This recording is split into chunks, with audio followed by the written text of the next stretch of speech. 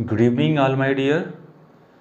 आज हमने एक टॉपिक लिया है। वैसे ये टॉपिक नया तो नहीं है, लेकिन क्योंकि यहाँ पर एक शब्द है ओमिशन। आर्टिकल तो हमने कई बार पढ़ा है, ए एन द का प्रयोग, लेकिन यहाँ पर हम ओमिशन की बात कर रहे हैं और जनरली जो क्वेश्चन बनते हैं वो ओमिशन से बनते हैं।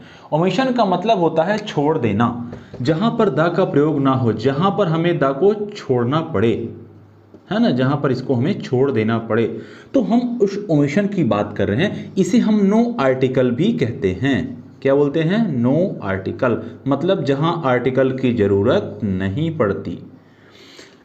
तो आइए इसको समझने की हम पूरी कोशिश करते हैं। सबसे पहली चीज तो ये है कि हम नो आर्टिकल की जो बात करने जा रहे हैं, हम सिर्फ दो टॉपिक पर बात करेंगे। वैसे तो बहुत सारे ऐसे प्लेसेस हैं जहां पर हम आर्टिकल द का प्रयोग नहीं करते, ए एन का भी प्रयोग नहीं करते, लेकिन फिलहाल यहां पर हम दो चीजों पर डिस्कस करेंगे। पहला तो है लैंग्वेज, बिफोर लैंग्वेजेस, और दूसरा है बिफोर सब्जेक्ट्स। लैंग्वेज और सब्जेक्ट, क्योंकि कई बार हम दोनों को सेम मान लेते हैं। Language is a different thing but subject is a different thing। ठीक है, a language may be a subject but a subject may be a language जरूरी नहीं है। यहां पर देखें, अगर मैं कहूं बिफोर लैंग्वेजेस, मतलब अगर कोई लैंग्वेज है तो लैंग्वेज के पहले हम द का प्रयोग नहीं करेंगे। द का प्रयोग वहां पर क्या होगा? ओमिट होगा, वहां पर द का ओमिशन किया जाएगा, और ओमिशन से मतलब है वहां हम द को छोड़ देंगे, मतलब द का प्रयोग करना ही नहीं है। कैसे? जैसे कह रहा है English is spoken in England. English क्या है? It's a language. इसको आप सब्जेक्ट ना कहें, यहां पर ये क्या है? लैंग्वेज है। Language means a way by which we express our thoughts, our ideas, our expressions। ठीक है, जिनके माध्यम से हम अपनी अभिव्यक्ति को व्यक्त करते हैं, दैट इज लैंग्वेज। तो इंग्लिश से हम क्या करते हैं? अपनी अभिव्यक्ति को व्यक्त करते हैं। लेकिन क्या फिजिक्स से, इकोनॉमिक्स से, मैथमेटिक्स से हम अपनी अभिव्यक्ति को व्यक्त करते हैं? नहीं। ठीक है, ये बात और है कि कभी कभी मैथमेटिकल ट्रूथ हम लोग पढ़ते हैं और कभी कभी हम लोग डिजिट का यूज मुहावरों में कर लेते हैं, है ना, जैसे 9 2 11 होना, 3 5 करना, वगैरह वगैरह। तो यहां पर देखिए क्या कह रहा है कि English is spoken in England. अगर मैं इंग्लिश से पहले यहां पर द लगा दूं, the English is spoken in England, तो यह सेंटेंस क्या होगा? रॉन्ग हो जाएगा। यही आपको समझना है कि अगर लैंग्वेज है तो लैंग्वेज के पहले, before languages, we can not put article the. ठीक है, यहां पर उसका ओमिशन रहेगा। ठीक है, अगेन देखिए कह रहा है do you speak the German language. यहां पर देखिए जर्मन लैंग्वेज के पहले द का प्रयोग किया गया है। यह नोटेबल है। कैसे नोटेबल है? रूल कहता है कि यूं तो किसी भी लैंग्वेज के पहले हम द का प्रयोग नहीं करते, लेकिन कहता है कि अगर उस लैंग्वेज का नाम पहले दिया गया है, अथवा ऐसा समझे कि लैंग्वेज, जो भी लैंग्वेज है उसके बाद लैंग्वेज वर्ड आया हुआ है। जैसे हम हिंदी कहें, हिंदी के बाद लैंग्वेज आया हो, उर्दू कहें, उर्दू के बाद language, Urdu language, Hindi language, Marathi, Tamil language, अगर उसके बाद लैंग्वेज शब्द आए तो उसके पहले, उस लैंग्वेज के पहले, उस भाषा के पहले, जर्मन हो, इटालियन हो, जो भी, उसके पहले हम द का प्रयोग करते हैं। तो यहाँ क्या कह रहा है? Do you speak the German language. क्योंकि ऐसा करने से क्या हो जाता है? वो स्पेसिफिक हो जाता है, स्पेसिफाइड हो जाता है, इसलिए यहाँ पर द का प्रयोग होने लगता है। क्या कह रहा है? पहला रूल क्या कहता है कि हम लैंग्वेज के पहले द का प्रयोग नहीं करेंगे, लेकिन अगर लैंग्वेज शब्द के साथ वह लैंग्वेज हो या उस लैंग्वेज के बाद लैंग्वेज शब्द लिखा हो तो हम वहां पर द का प्रयोग करेंगे। मतलब द इंग्लिश नहीं होगा, द हिंदी नहीं होगा, द उर्दू नहीं होगा, द जर्मन नहीं होगा, लेकिन द इंग्लिश लैंग्वेज, अगर उसके बाद लैंग्वेज भी आ जाए, the English language, the French language, the Italian language, the Chinese language, तब वहां पर द का प्रयोग होगा। शब्द किसको ध्यान में रखना है? अगर ये LANGUAGE लिखा हो, लैंग्वेज लिखा हुआ हो, तो अगर लैंग्वेज ना हो, सिर्फ वह लैंग्वेज हो, मतलब Hindi, English, German, French, Tamil, है ना, तब वहां पर द का प्रयोग नहीं होगा। आई होप कि ये दोनों ही कॉन्सेप्ट आपको समझ में आए होंगे। अगेन देखिए क्या कह रहा है कि the people of India speak Hindi. यहां पर देखिए क्या कह रहा है कि the people of India speak Hindi. जो भारत के लोग हैं वो हिंदी बोलते हैं। अगर यहां पर लैंग्वेज शब्द आगे लिखा होता तो हम क्या लिखते? Speak the Hindi language. क्या कहते हैं? The people of India speak the Hindi language. लेकिन यहां पर लैंग्वेज नहीं होने की वजह से सिर्फ क्या करेंगे? हिंदी, और द का जो ओमिशन है वो हो जाएगा। यहां पर फिलहाल हम द की बात कर रहे हैं, द के ओमिशन की बात कर रहे हैं, ये आपको ध्यान रखना है। लिखा है ओमिशन ऑफ आर्टिकल द, ठीक है। अगेन देखिए एक और एग्जांपल कह रहा है translate the Hindi into the English. यहां पर एक चीज ध्यान देने योग्य है, क्या कह रहा है, द हिंदी द इंग्लिश। अरे भाई ये तो और भी अजीबोगरीब बात हो गई। अभी हमने कहा कि अगर अकेला उस लैंग्वेज बस का नाम हो हिंदी इंग्लिश तो हम द नहीं लगाएंगे, यहां हिंदी के बाद लैंग्वेज तो लिखा नहीं, इंग्लिश के बाद लैंग्वेज लिखा नहीं, फिर भी हमने द का प्रयोग कर दिया। यह पॉइंट आउट करने वाली बात है, नोट करने वाली बात है। ध्यान दीजिए, अगर किसी भी हम लैंग्वेज की बात कर रहे हों, पॉइंट शुड बी नोटेबल। क्या होना चाहिए, इसको नोट कर लेना चाहिए कि अगर हम किसी भी लैंग्वेज की बात करें, हिंदी इंग्लिश तमिल मलयालम उर्दू चाइनीज है ना, इटालियन जो भी है, और जिस भी हम लैंग्वेज की बात करें उसको ट्रांसलेट करने की बात कही जा रही हो, क्या करने की बात कही जा रही है, ट्रांसलेट। अगर ट्रांसलेट शब्द आया है उस लाइन में, है ना, तो वहां पर हम उन लैंग्वेज के पहले द का प्रयोग, translate the Hindi into the English.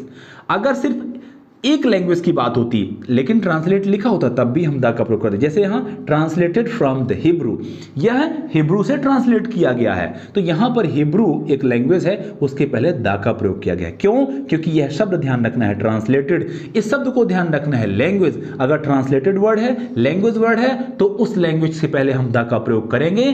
अगर सिर्फ उस लैंग्वेज का नाम आ गया हिंदी उर्दू है ना, जो भी है जर्मन स्पेनिश, तो हम वहां पर द का प्रयोग नहीं करेंगे। तो आई होप कि बिफोर लैंग्वेजेस आर्टिकल द का ओमिशन कहां होता है, कैसे होता है, ये बात आपके समझ में आई होगी। ठीक है, अगर मैं इसको समराइज करने की बात करूं तो अकेली लैंग्वेज बस हो तो हम द का प्रयोग नहीं करेंगे।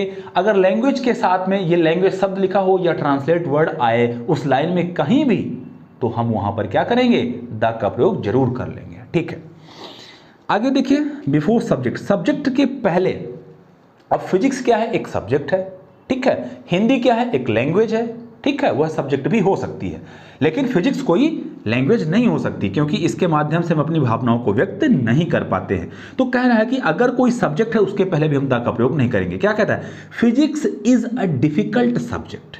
फिजिक्स क्या है, एक डिफिकल्ट सब्जेक्ट है। अगर आपने यहां पर द लगा दिया कि the physics is a difficult subject, तो यह गलत हो जाएगा। जैसे यहां पर हमने कहा था कि the English is spoken in England में द गलत हो जाएगा, ऐसे यहां द फिजिक्स गलत हो जाएगा। क्यों, क्योंकि रूल क्या कहता है, सब्जेक्ट के पहले द का ओमिशन करना है, इसको छोड़ देना है। अगेन कह रहा है कि the physics of Mohan are poor, यहां पर फिजिक्स के पहले द का प्रयोग कर दिया गया है। इन्हीं बातों को पकड़ना है, क्योंकि हम एक रूल पढ़ लेते हैं कि फिजिक्स यानी कि लैंग्वेज सब्जेक्ट के पहले द नहीं लगेगा, और वहीं दूसरे वाले एग्जाम्पल में देखिए द का प्रयोग किया गया है। तो इसे हमें बहुत ध्यान से समझना है, यहां क्यों लगा है। ध्यान दीजिए कि कोई भी सब्जेक्ट हो, अगर उस सब्जेक्ट का यूज वहां पर इस तरीके से किया जा रहा है कि हम ये दिखाने की कोशिश करें कि सामने वाले का जो कैलकुलेशन है, जो उसकी पकड़ है उस सब्जेक्ट पर अच्छी नहीं है, तो उसके साथ हम द का प्रयोग करेंगे। यहां पहले वाले एग्जांपल में देखिए, physics is a difficult subject, यहां पर किसी आदमी के उस फिजिक्स की कैलकुलेशन की बात नहीं हो रही है कि फिजिक्स पर उसकी पकड़ कितनी है, फिजिक्स का कोई डाटा हम नहीं बता रहे हैं, ठीक है, तो वहां पर हम द का प्रयोग नहीं करेंगे। लेकिन यहां क्या कह रहा है, the physics of Mohan, Mohan का जो फिजिक्स है वो क्या हो गया, वो पुअर है, वह कमजोर है। तो हम यहां मोहन के कैलकुलेशन की बात कर रहे हैं कि मोहन का जो फिजिक्स का डाटा है, फिजिक्स का कैलकुलेशन है, मोहन की जो पढ़ाई लिखाई है फिजिक्स के ऊपर, वो कैसी है, पुअर है। इसमें एक चीज और ध्यान रखना है, वैसे तो फिजिक्स CS यहां पर लगा हुआ है, ये हमेशा सिंगुलर सब्जेक्ट होता है, ध्यान दीजिए, SS सिंगुलर सब्जेक्ट। लेकिन अगर इस प्रकार से हो कि द फिजिक्स ऑफ किसी व्यक्ति का नाम आ जाए तो उसके साथ में प्लूरल वर्ब लगती है। यानी कि अगर स्ट्रक्चर हो the plus subject of plus किसी व्यक्ति का नाम, तो वहां पर प्लूरल वर्ब का यूज किया जाएगा, PV का यूज किया जाएगा। ध्यान देखिए, इसके लिए एक और एग्जांपल देखिए, कह रहा है कि द इकोनॉमिक्स ऑफ डॉली और रिच, जो इकोनॉमिक्स है डॉली की वो क्या है, रिच है। अब ध्यान दीजिए यहां पर भी ऊपर वाला सेम स्ट्रक्चर फॉलो किया गया है, इसलिए यहां पर भी द का प्रयोग किया गया है। आई होप कि ये चीज आपको समझ में आई होगी।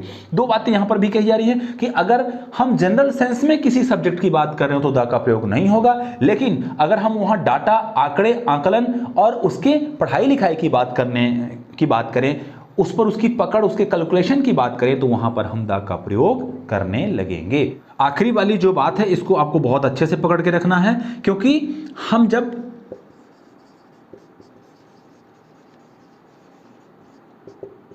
मैथमेटिकल एबिलिटी की बात कर रहे हो, है ना, डाटा की बात कर रहे हो या फैक्ट की बात कर रहे हो, तो ही हम क्या करेंगे, उस सब्जेक्ट के पहले द का प्रयोग करेंगे और साथ ही जो हमारी वर्ब होगी वह प्लूरल होगी।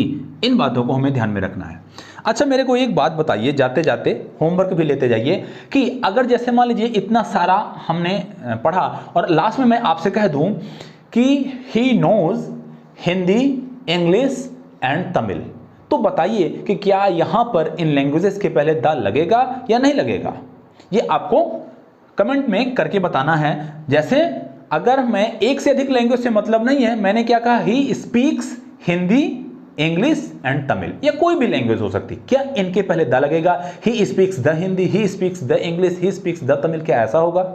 ये सिर्फ एक बार हम द लगाएंगे, ये एक भी जगह पे द का प्रयोग नहीं होगा, ये आपको बताना है। ये आपके लिए क्या है, HW है, होमवर्क है। तभी तो हमें भी पता चलेगा कि हमारी जो प्रोग्रेस है वो कहां तक पहुंची।